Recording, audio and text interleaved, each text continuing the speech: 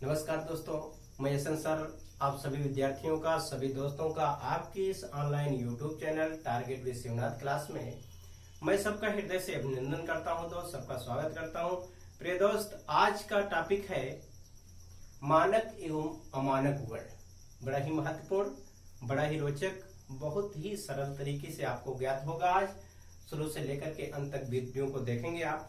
दोस्तों, ये टॉपिक में से मानक और अमानक वर्ण कौन कौन से होते हैं, ये कई बार परीक्षाओं में पूछा गया है। आज हम इसकी चर्चा करेंगे। आइए हम देखते हैं कि पूरे वर्णमाला में कौन सा वर्ण मानक वर्ण है, कौन सा अमानक वर्ण है।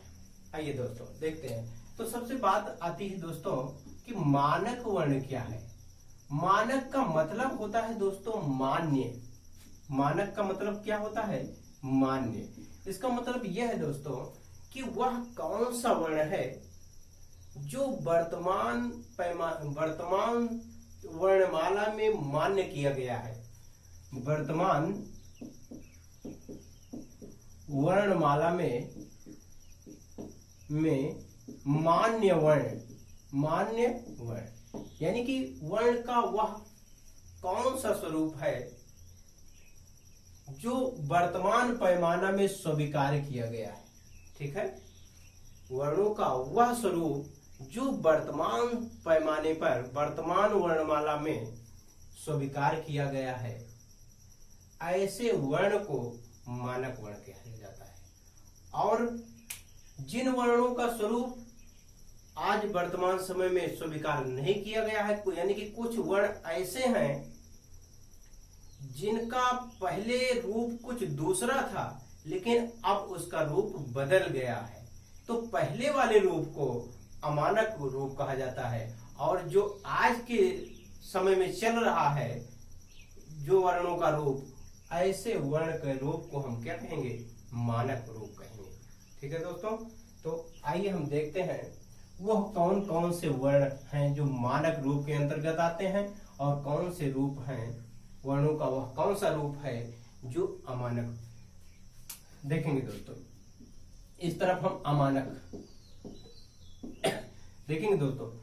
एक वर्ण आज एक ये ला वर्ण, ठीक है, ला वर्ण देख रहे हैं आप।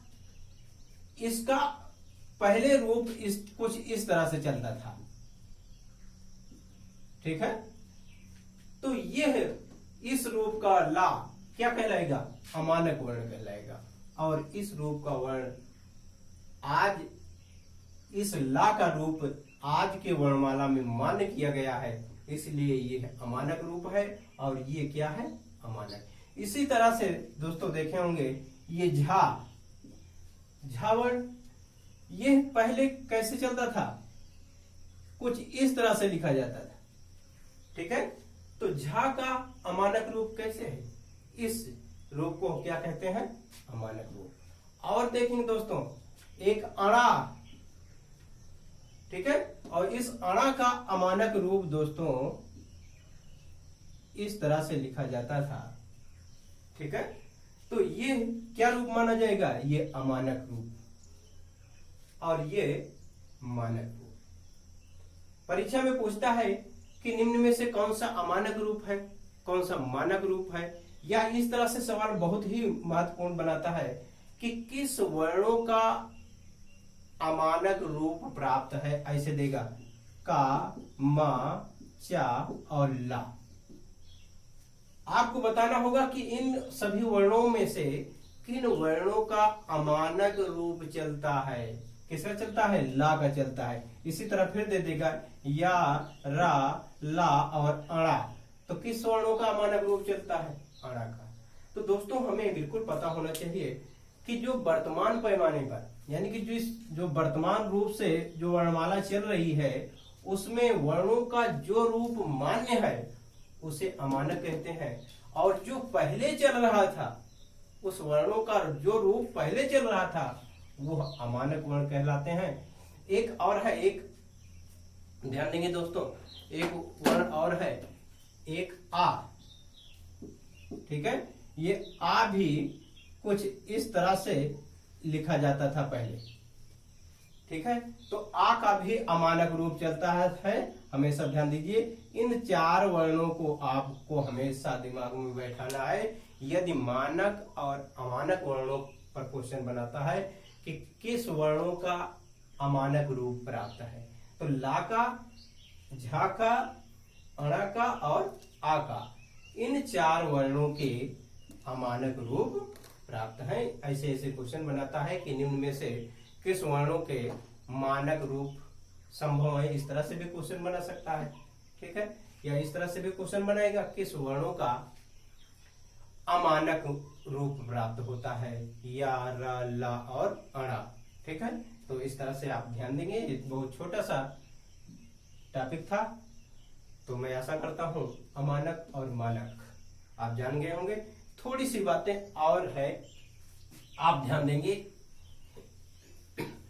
कि नवीन विकसित ध्वनियां और नवीन विकसित वर्ण, नवीन विकसित वर्ण, ठीक है, और नवीन विकसित ध्वनियां, इसकी कभी कभी परीक्षा में चर्चा करता है कि कौन सा वर्ण है ऐसा है जो नवीन है। नवीन विकसित वर्ण के अंतर्गत कौन सा वर्ण आता है और नवीन विकसित ध्वनियों के अंतर्गत कौन सा वर्ण आता है। तो हमेशा ध्यान देना दोस्तों, ये जो उच्छिप्त व्यंजन, यानी कि जिसको द्विगुण भी व्यंजन कहते हैं, द्विगुण या उच्छिप्त,